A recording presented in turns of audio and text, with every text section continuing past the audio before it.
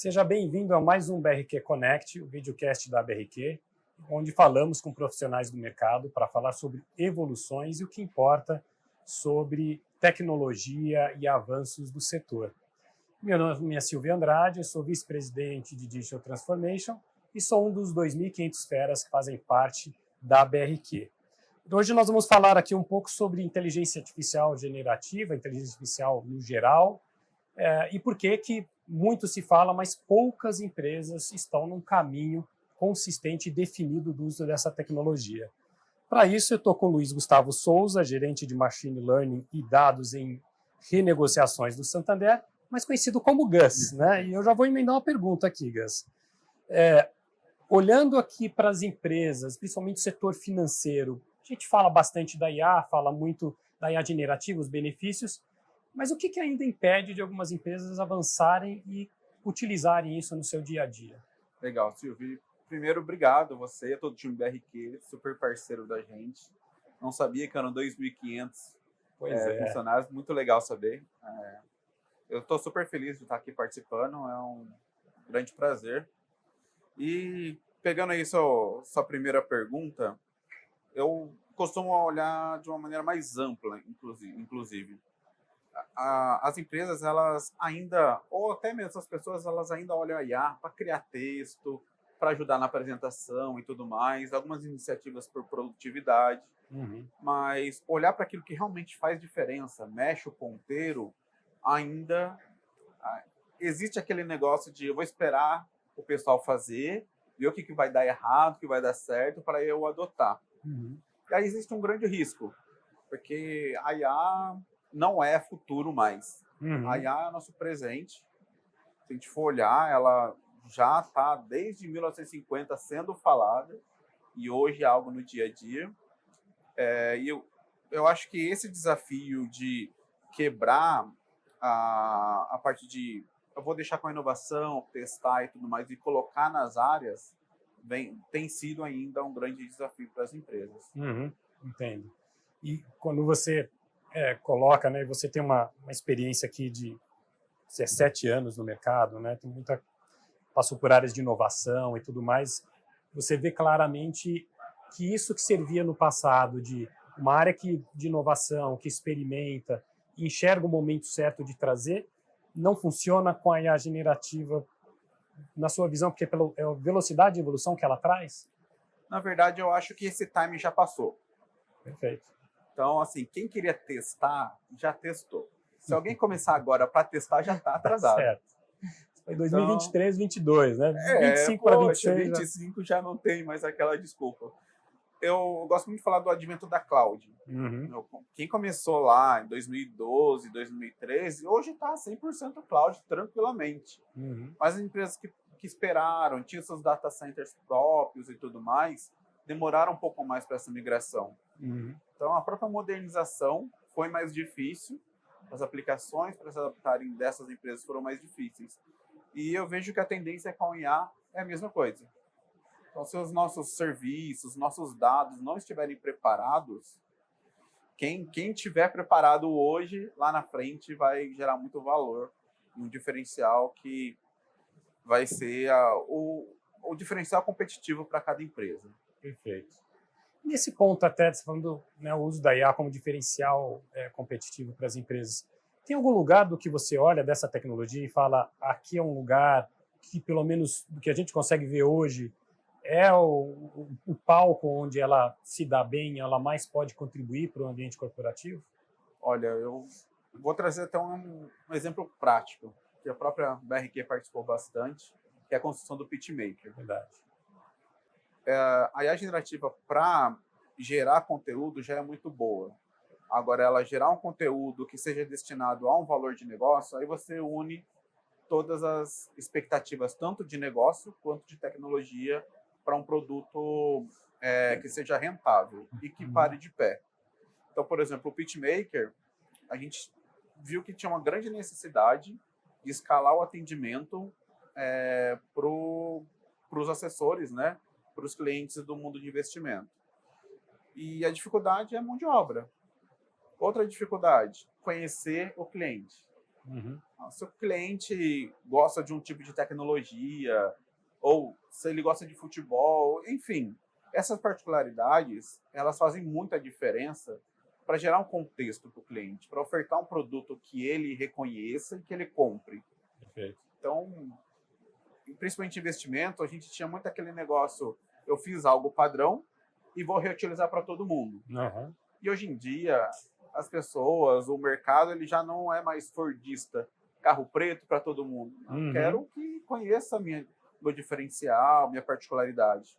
E aí a generativa, ela conseguiu nos ajudar a entender o contexto macroeconômico, a indicação do banco para investimentos, entender o momento de vida do cliente, juntar tudo isso e pegar ali, olha, o banco está ofertando esse tipo de produto para esse tipo de cliente, o assessor viu que o cliente tem uma necessidade, ele agrega um produto, junta tudo isso para gerar um contexto que seja fundamentado. Então, por exemplo, Silvio, coisas como você sempre investe em tecnologia, não faz sentido eu colocar um produto farmacêutico para você investir. Eu vou buscar tecnologia e a minha fala tem que ser voltado em tecnologia. Se você está pensando no futuro, eu tenho que trazer esses argumentos. E era a maior dificuldade, o maior tempo humano gasto era juntar tudo isso para poder ligar para o cliente.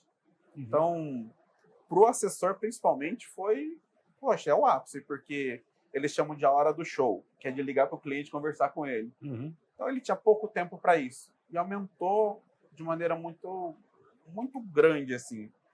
O que é legal também é que, às vezes, o cliente não aderiu a uma oferta por alguma questão e tudo mais, rapidamente ele consegue ajustar. Era coisa que, daqui 2 dias eu te ligo.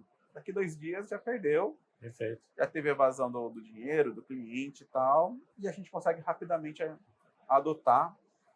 E vejo que isso é um próximo passo até para a gente trazer mais a near real time as ações ali do PitchMaker. Legal. O PitchMaker foi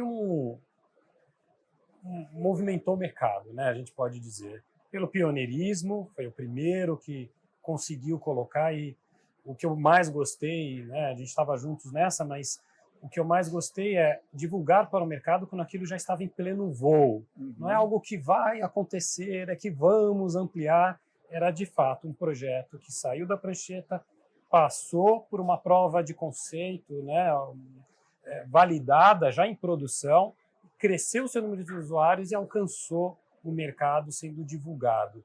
Quando você olha para trás toda essa estratégia, vocês tiveram uma decisão muito, muito bacana de achar o lugar certo, em que, com essa tecnologia, eu consigo antecipar o futuro e fazer uma ultra personalização agora. É 1 para 1. Né? Num universo que a gente sabe que a gente sair de N para alguns já é um esforço estrutural gigante. Quando vocês estavam discutindo e estruturando isso, passou pela estratégia de vocês de vamos achar o lugar certo, e velocidade é algo importante no que eu estou fazendo? Olha, muito boa a sua colocação. Inclusive, quando a gente começou a discutir a IA generativa, a gente tinha marcado mais de 30 projetos. Olha só. Então, era muita oportunidade. E o que diferenciou os projetos e por que esse projeto deu tanto certo? Acho que o principal é apoio da autogestão. Então, a autogestão de investimentos, a minha autogestão, a gente estava alinhado com as metas globais, tinha envolvimento de tecnologia também, tudo isso fez total diferença. Então, se eu puder dar um conselho, faça alinhado com as diretrizes da corporação. Esse já é o primeiro passo que eu acho que deu certo. Verdade. O segundo ponto uma das principais características até então, naquela época da IA generativa, era gerar contexto. E a gente tinha uma necessidade de escalar o nosso corpo de assessores. Então, o que fez ali, vou chamar o ponto de convergência? Foi a necessidade de aumentar a nossa capacidade humana versus a necessidade de treinar, de trazer agilidade para o assessor. Então, quando a gente achou essa oportunidade e viu que a IA encaixava, a gente começou a fazer os MVPs e tudo mais, teve o apoio de vocês ali logo no começo e tal, onde a gente passou todo o momento de vida do assessor ali. Verdade. Mostramos qual era o pico ali, bacana. as origens, e ter também uma boa estrutura de dados, ter uma tecnologia que facilite, isso também fez total diferença para a gente chegar onde a gente chegou. Uhum. E a gente percebe, né, cada vez mais vocês entendendo o quanto que isso agrega, além desse alinhamento estratégico, né? Quer dizer, os objetivos originais, você crescendo ainda outros indicadores que a princípio não estavam ali como grandes motores, mas aumentando, como, por exemplo, o próprio assessor entendendo o momento dele de aprendizado e o quanto que a IA está acelerando o aprendizado dele para esse momento do show, né? Que é ali que ali que agrega valor. Tudo para trás não importa, o que importa é aquele dia, né? Perfeito. É aquele dia, aquela conversa com o cliente que faz a diferença na vida dele, né? Para fazer essa entrega. Uma das características aqui do que você falou é esse alinhamento estratégico com a empresa, com a meta das empresas, né? Nós temos aqui o nosso presidente, o Freeze, que ele fala muito, e como nosso mantra aqui, né? Tudo que a gente entrega tem que estar alinhado com os objetivos do nosso cliente e do cliente do nosso cliente, né? Mas a gente percebe no discurso e nesse trabalho que foi feito, e talvez as pessoas saibam um pouco disso, que era isso que estava na pauta, né? Como que eu agrego valor aumentando esse tempo que o cliente valoriza isso. Ele quer estar com o assessor dele discutindo sobre a vida financeira dele, né? E eu imagino que esse trabalho para esse projeto ou é o modo de operação de vocês? Legal você falar isso, porque realmente a máquina ali que transforma o cliente é aquilo que nos alimenta. E ter o olhar cliente, ver aquela necessidade dele, entender o momento, ela contribuiu inclusive na criação desse business case. Então, como toda empresa grande precisa de um business case, todos os projetos precisaram, esse não foi diferente. E conseguir medir um business case de um projeto inovador é muito difícil. Verdade. Então, transformar esse business case em algo tangível fez também que a gente pudesse alavancar. E eu vejo, inclusive, Silvio, que isso é um ponto que acontece bastante em projetos que fracassam. Às vezes, levanta a mão e fala, olha, eu acho que o BC é tal. E não tem como medir, não consegue trazer para o board essas evoluções e tudo mais. Então, eu estou cheio de conselhos hoje, mas mais um conselho é fazer um business case que realmente atenda o negócio. Que olhe as alavancas ali e fala, olha, eu vou mexer essa daqui e eu consigo mexer desta forma. E medirei desta forma. Então, como eu te falei, nós tínhamos o processo de aumentar o número de assessores, nós tínhamos o tempo que ele gasta em preparação, nós temos as conversões, nós temos o número de contato, temos várias formas de medir o sucesso dessa implementação. Então, olhar o cliente, como você já falou, faz total diferença. E quem está assistindo aqui e passa por isso sabe, né? Essa preparação do business case, encontrar um indicador para validar, essa visão do status atual e o que ele deveria gerar, né? E como que ele está chegando, é um trabalho tão grande e tão importante quanto o processo de construção disso, né? Perfeito. Nesse processo de construção, alguma coisa que você possa compartilhar com a gente, o quanto que isso gerou de aprendizado, porque uma instituição do tamanho de vocês, a importância da segurança e tudo, é um lugar que a gente precisa passar, precisa respeitar, mas vocês conseguiram fazer um trabalho numa velocidade realmente incomum quando a gente olha para as outras instituições semelhantes. Legal. Acho que foi muita coragem. Bacana. Se eu pudesse responder em uma palavra, porque nós temos um ambiente super, super rigoroso, regulado e que a gente precisa reportar para N camadas. Não só aqui no Brasil, mas também para a nossa gestão global. Então, conseguir superar tudo isso, e eu digo superar no sentido de que realmente a gente precisa passar, faz parte do compliance. Foi aquilo que mais trouxe para a gente o sentimento de conquista, sabe? Conseguir trazer um ambiente, uma ferramenta que poucas empresas já homologaram e de trazer em produção, traz um recado também. Traz um recado que o Santander ele não está ali só para brincar com IA, para fazer pequenos projetos de produtividade e tudo mais. Ele está colocando na prática mesmo para melhorar a vida do cliente. Uhum. E às vezes parece que é só discurso, mas ver na prática faz total diferença.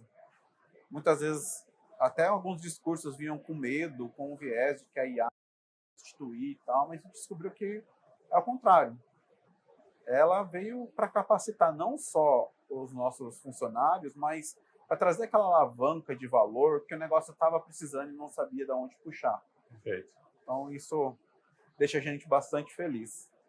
E Gus, até uma curiosidade aqui, né? Eu sei que você tem uma vivência profissional aqui é diferenciada e até diversa dentro do tema da tecnologia, mas você fala muito como área de negócios, né? Uhum. Então, essa sua missão, esse trabalho junto ali, eu imagino que ter essa característica de entender o lado da área de negócios, de ter essa profundidade técnica, te confere não sei se é bem uma facilidade, mas talvez você como um grande integrador, né, e facilitador desse processo entre o que precisa ser feito e como tem que ser feito. Uhum. É uma sensação sua disso também? Você percebe nesse projeto essa conquista?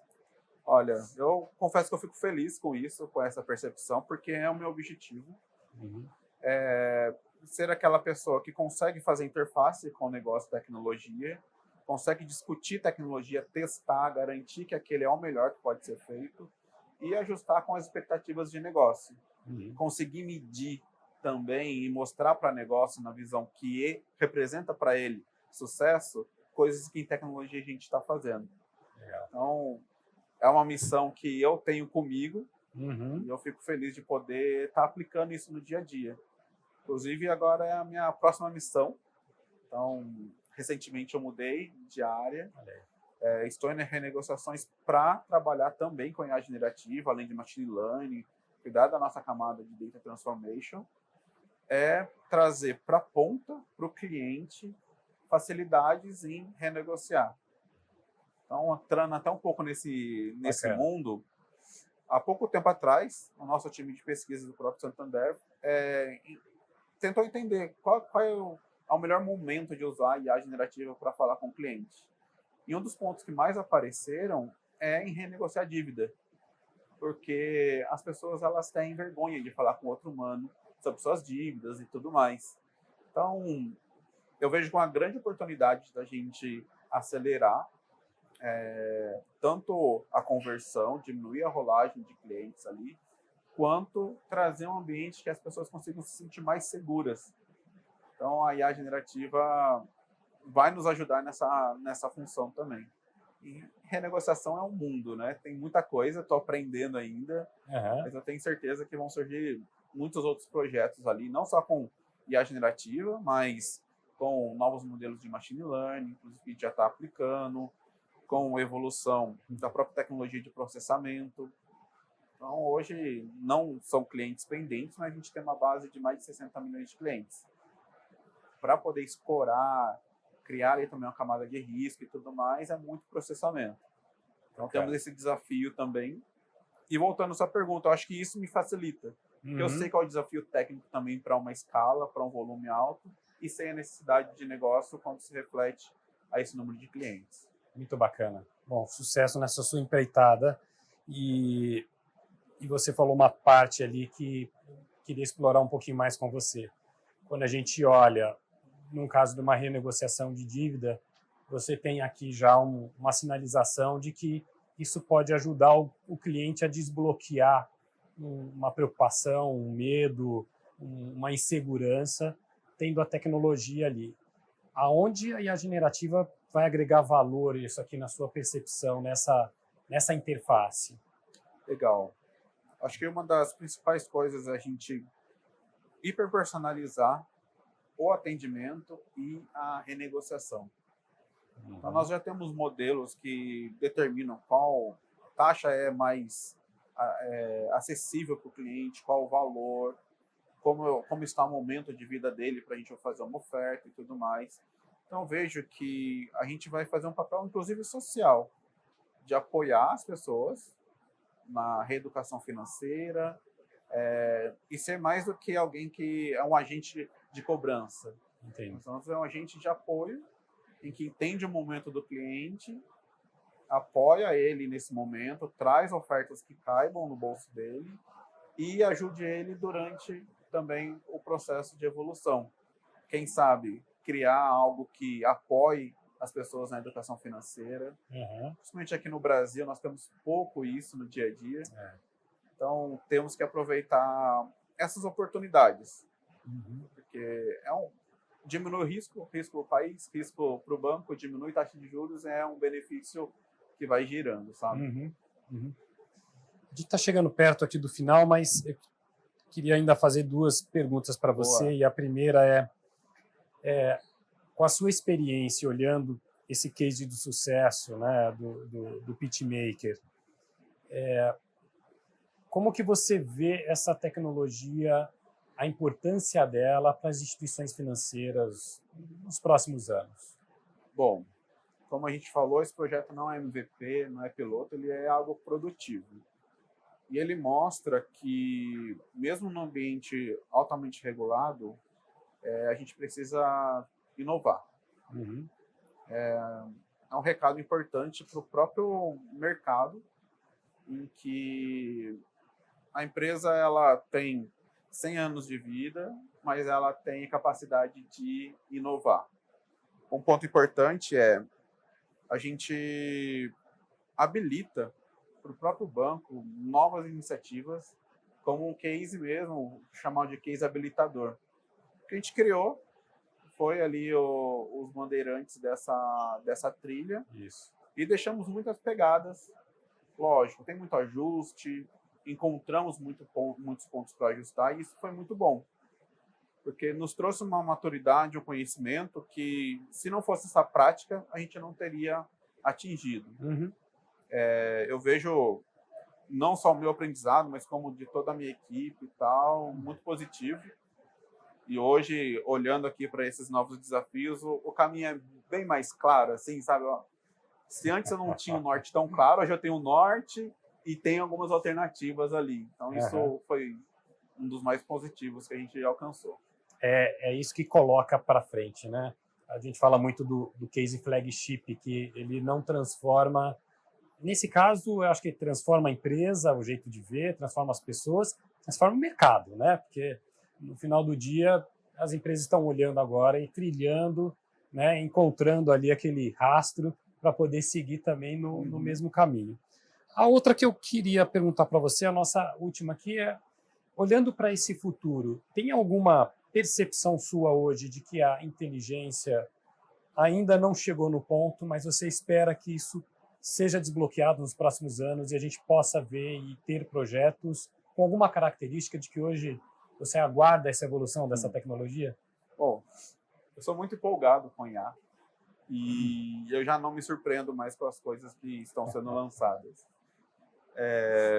Eu tinha uma perspectiva de, pelo menos daqui a uns 5 anos, a IA está em tudo. Eu diminuo isso para, no máximo, 3 anos, em que ela realmente vai ser um copiloto, onde a gente vai começar a construir coisas que se integram com a IA de maneira natural. Então, da mesma forma que a gente cria APIs hoje, cria formas de se conectar com outros ecossistemas, a IA vai ser isso, cada um vai ter a sua, ela vai ser um agente pessoal, em que tem acesso à sua conta bancária, a sua conta do LinkedIn e tudo mais, onde naturalmente você vai pedir uma tarefa e ela vai executar e vice-versa, inclusive. Então, na sua visão, a gente pode caminhar aí com a ajuda dela a ter os serviços distribuídos ao longo da minha jornada, da minha integração, e não necessariamente eu parar para fazer uma atividade, como, por exemplo, uma renegociação ou uma conversa com assessores. Fica mais fluido na vida das pessoas. Perfeito. Aqui é a nossa expectativa. Esse exemplo de renegociação talvez seja bem claro. Então, vou ter um agente que me ajuda a renegociar com outro agente que é de renegociação. em que eu só falo, esse termo está legal para mim, esse termo não está, enquanto eu vou fazendo alguma outra coisa. Muitas vezes manual e tudo mais, e assim a gente vai evoluindo como se fosse um único organismo, né? Perfeito. Muito bom. Gente, muito legal o papo aqui com o Gus. É espetacular ver aqui um case concreto sendo executado. Quem sabe do universo, sabe das barreiras, das dificuldades necessárias de serem passadas, né? Mas que foram vencidas e o projeto está aí ganhando o mundo, né? Já foi representado em eventos fora do Brasil, mostrando que é possível trazer essa ultrapersonalização para hoje com essa tecnologia, né? Legal. Parabéns para vocês. Muito obrigado. Eu agradeço o espaço e toda a equipe da BRQ. Obrigado pela parceria. Perfeito. Maravilha.